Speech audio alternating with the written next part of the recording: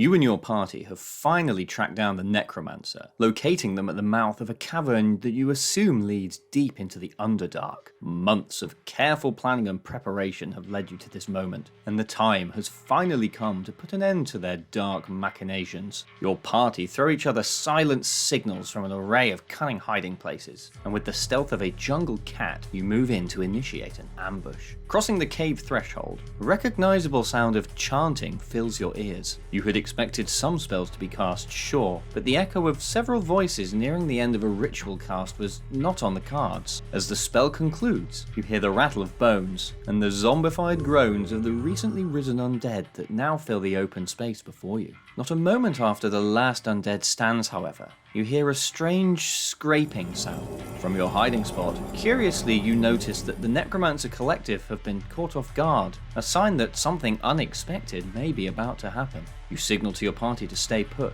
keen to observe the events about to unfold. Eyes locked in on the now clamouring necromancers, you watch as a pair of lumbering, silvered hulks emerge from the belly of the cavern. Each creature appears rock-like in texture, with dashes of plant-like growths protruding from their hide. Far from looking rough, their smooth, silvery skin cascades a myriad of colours, the surrounding lights refracting in an assortment of bizarre angles. Their bodies also feature a plethora of rocky holes, some surface level in depth, with others extending through the entirety of the creature's bulky form. The Goliaths move surprisingly quickly, scuttling towards their uninvited guests like spiders, moving along walls, ceilings, and floors uninhibited. The necromancers point forward almost in unison as they command their corpulent army to attack. The undead converge upon their foe, and for a moment the conflict appears to come to a rather anticlimactic end as the emergent creatures appear to simply stand in place. Mere moments later, a strange, droning melody begins to permeate the air. The relaxing melody has no effect on your party or the necromancers themselves. However, you notice that the undead have stopped moving completely, some even dropping to the ground in an inanimate state. With not a moment to spare, the monstrous cave dwellers rise up to their full height, around 10 feet or so to your reckoning, and begin to tear into the unresponsive undead with their raking claws, making short work of the once formidable force that threatened their sanctuary.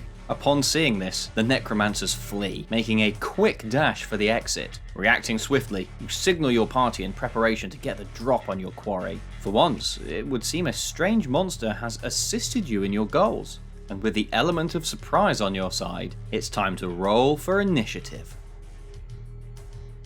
The Susurrus first appeared in edition number 9 of the White Dwarf magazine. Yes, that White Dwarf magazine, and is not to be confused with Susurrus, the gigantic spider whose name has an incredibly similar spelling. The Susurrus is an extremely bizarre creature from Dungeons & Dragons past, and while it hasn't received an official 5th edition stat block, there are a few good fan-made blocks out there that reimagine this monster for the current edition. With 21 strength, 12 dexterity, 16 constitution, 7 intelligence, 11 wisdom, and 16 charisma, this geoid has an oddly strong statistics set, able to weather an array of both physical and mental-based attacks. This aberration is one of the strangest I've encountered, and there is some debate surrounding the appearance and general vibe that this creature brings to the table. In its most recent iteration, the Susurrus takes the form of a large, rocky creature, often described as looking a bit like a stone-formed, headless ape. Previous Susurrus sightings paint the beast as being more plant-like in nature, being closely related to their hated enemy, the shambling mound, which they will, without fail, attempt to destroy on sight. Though both of these descriptions hold their merit, I believe the true incarnation of the Susurrus sits somewhere in between these descriptions, with their rocky exterior facilitating the growth of their plant-like parts, giving them the outward appearance of some large, mobile rockery. Now, in all descriptions and accounts, the Susurrus's body is covered in an assortment of holes, some barely scratching the surface of their bulk, while others penetrate the entire body. These holes are by no means of uniform size or appearance, and look reminiscent of the holes you may see carved out of mountains or cliffs as a byproduct of erosion. Far from being merely an aesthetic feature, these holes actually provide a couple of extremely important roles, the first being granting the gift of blind sight. Now, how do a bunch of large body craters help with that, I hear you ask? Well, the holes channel air through them,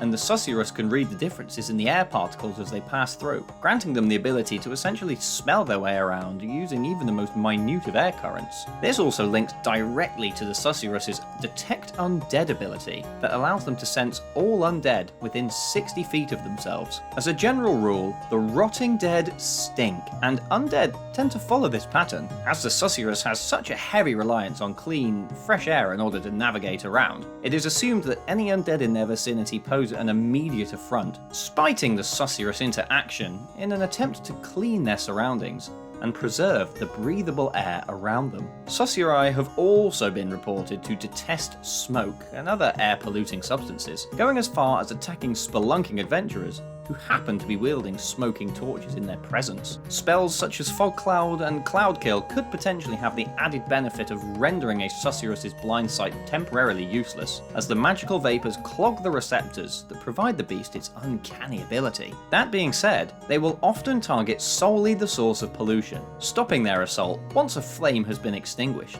Even at this point, the limits of the hollow Susurri wind chambers have not yet been fully reached. By continuously breathing in, a Susurrus can cause its chambers to emit a drone song. This is a calming yet eerie sound that has the unusual and powerful ability to paralyze any undead creatures within 120 feet. While it's not known exactly how the Susurrus achieve this, it is believed that their ability to tap into nature's own melody has some kind of sway over the undead, those whose very being is an affront to the natural order. Susurri don't rely solely on their magical abilities, however, and the Dolomite denizens have developed strong physical deterrents. Their rocky, plant-infused forms are extremely jagged and feature a whole host of sharp protrusions, from small, rocky outcroppings to pointed, plant-based thorns. While they can appear smooth from a distance, Susurri are far from it and will deal 4 or 1d8 piercing damage to anything that hit them with a melee attack from 5 feet away or less. The Susurrus is also intrinsically magical in nature, with its weapons and physical damage being classed as such. In a fight, the Susurrus is ferocious, making 2 slashing claw attacks per turn. If they have been able to paralyze a target with their drone song, they will prioritize attacking that creature if it is situationally advantageous. Now, while these guys are incredibly combat capable, their generally neutral nature will see them choose to stay away from fights, preferring only to engage in a tussle when truly necessary. It is worth pointing out that Susurrus are omnivorous, and while never documented, it is possible that humanoid creatures could, in extreme cases, end up on their menu. An encounter with a Susurrus is possible in a wide array of locations, with the creatures being native to a variety of biomes. They prefer to make their nests where the air is most pure and natural, with mountains, deserts, forests, and unspoiled underground caverns being their top choices. With this in mind, there are many ways a Susurrun or two can be roped into part of your story. As in our introductory tale, a group of necromancers could have provoked a small group of Susurruns by raising their undead lackeys in a previously pure cavern, enraging the otherwise peaceful aberrations, giving you the advantage over the dark wizards whom you have been long tracking.